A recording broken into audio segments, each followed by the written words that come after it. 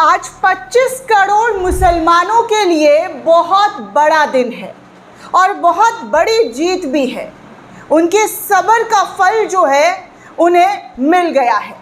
आज कोर्ट के ज़रिए एक ऐसा फैसला मुसलमानों के हक़ में सुनाया गया जिसको सुनकर मुसलमानों के आंसू छलक आए। अब सोचिए दोस्तों कि कितना जुल्म और कैसे कैसे सितम इस देश के मुसलमानों पर लगातार ढाया जाता रहा है। हर बार मुसलमानों को अपराधी, आरोपी और कटघरे में खड़ा करने वाला शख्स के तौर पर देखा जाता है, सुना जाता है। अपने ही मुल्क में वो अपनी भारतीयता को बार बार साबित करते हुए नज़र आते हैं और उनको टॉर्चर भी किया जाता है। इस टॉर्चर का हिसाब तो कोई नहीं दे सकता है, ना कानून, ना कोई भी किसी भी तरीके का कोई भी कानून जो है इन टॉर्चर का हिसाब तो उनको दे ही नहीं सकता है कि उनको मानसिक यातनाएं, मानसिक प्रताड़ना और किस तरीके से उनका इमोशनल नर्वस ब्रेकडाउन हो रहा है, कैसे उनके साथ बार बार अत्याचार हो रहा है, इसका तो कोई हिसाब ही नहीं है। आपको लगेगा कि मैं इतनी ज़्यादा चीज़ें क्यों बोल रही हूँ, लेकिन दोस्तों बताना ज़रूरी होता है जब इस देश के मुसलमानों पर बार बार उंगलियां उठाई जाती हैं। इस देश के मुसलमानों को अपने इबादत गाह की रक्षा करने के लिए बार बार खड़ा होना पड़ता है, साबित करने के लिए कि ये उनका इबादत गाह है। लेकिन क्या होता है कई बार कि कुछ ऐसे फ़ैसले आते हैं जिन फ़ैसलों को सुनकर मुसलमानों का दिल टूट जाता है, कलेजा छलनी हो जाता है। लेकिन आज सुप्रीम कोर्ट में सुप्रीम फ़ैसला सुनाते हुए, मुसलमानों के हक़ के लिए बड़ा फ़ैसला सुनाते हुए भाजपा शासित राज्य को फटकार लगाया, भाजपा सरकार को फटकार लगाया गया है। दोस्तों बीते कुछ सालों से हम और आप लगातार देख रहे हैं कि मुसलमानों की इबादत गाहों पर लगातार नफ़रती चिंटुओं के ज़रिए दावा ठोका जाता है। कहा जाता है कि ये हमारा इबादत गाह है, हमारा मंदिर है, ये मस्जिद नहीं है। ऐसी चीज़ें एक बार नहीं सैकड़ों बार इस देश के मुसलमानों ने देखा, सुना और सहा है। कई मामले अभी भी कोर्ट में पेंडिंग चल रहे हैं, लेकिन एक मामले पर सुप्रीम कोर्ट ने सुप्रीम आदेश देते हुए जुमे की नमाज को लेकर एक बड़ा फ़ैसला सुनाया है। जी हाँ, जुमे की नमाज को लेकर एक बड़ा फ़ैसला सुनाया। दोस्तों आज से कुछ महीने पहले मध्य प्रदेश की अदालत ने एक फ़ैसला सुनाते हुए भोजशाला मस्जिद को मंदिर करार देते हुए पूजा अर्चना की जो मांग थी हिंदू संगठनों की, उनको जी हाँ उनको इजाज़त दे दी, जिसके बाद मुस्लिम समुदाय के लोगों का दिल टूटा और वो सुप्रीम कोर्ट पहुँचे। लेकिन अब इस मामले में सुप्रीम कोर्ट में सुनवाई हुई और सुनवाई के दौरान बताया जा रहा है कि भोजशाला केस में आज यानी कि 30 जुलाई को सुप्रीम कोर्ट ने बहुत अहम फ़ैसला सुनाते हुए इस मामले में मुसलमानों को जुमे की नमाज के लिए एक मुनासिब जगह मिलने का रास्ता साफ होता हुआ दिखाई दिया। सुप्रीम कोर्ट ने मध्य प्रदेश की सरकार को साफ तौर पर हिदायत दिया है कि इबादत के हक़ की हिफाजत करते हुए मुसलमानों के लिए भोजशाला परिसर से सटी हुई जगह पर नमाज की सहूलियत को मुहैया कराया जाए।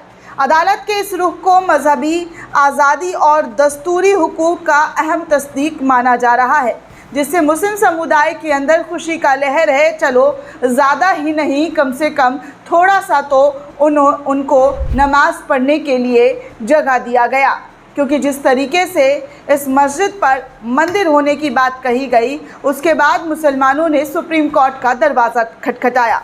अपने हुक्म में सुप्रीम कोर्ट ने साफ कहा है कि मध्य प्रदेश सरकार शुक्रवार को जुमे की नमाज के लिए भोजशाला परिसर के बगल में मौजूद एक जगह मुहैया कराए और अदालत ने ये भी साफ कह दिया है कि मुस्लिम समुदाय को खसरा नंबर 996 की उस ज़मीन पर जिसमें दरगाह की ज़मीन जो है करार दिया गया है, हर शुक्रवार दोपहर को 1 बजे तक नमाज अदा करने की इजाज़त मिलनी चाहिए।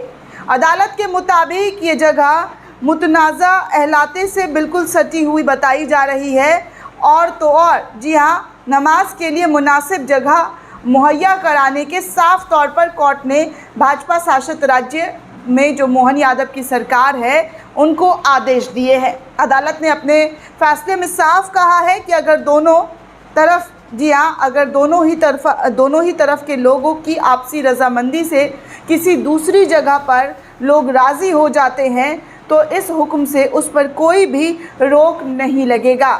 यानी दोनों जो वादी और जो मुस्लिम समुदाय के लोग हैं, अगर दोनों की सहमति हो जाए तो और सहमति से कोई जगह मुहैया किया जाए तो इस पर किसी को एतराज़ नहीं होना चाहिए। इस दौरान सीनियर वकील हुज़ैफ़ा अहमदी ने अदालत से दरख्वास्त किया कि नक्शे में दरगाह की ज़मीन के तौर पर दर्ज इलाकों में शुक्रवार की नमाज अदा करने के लिए गौर फरमाया जाए और इन तमाम चीज़ों को देखते हुए, विचार करते हुए मुस्लिम समुदाय को आगे के लिए भी जो चीज़ें हैं वो आसान किया जाए।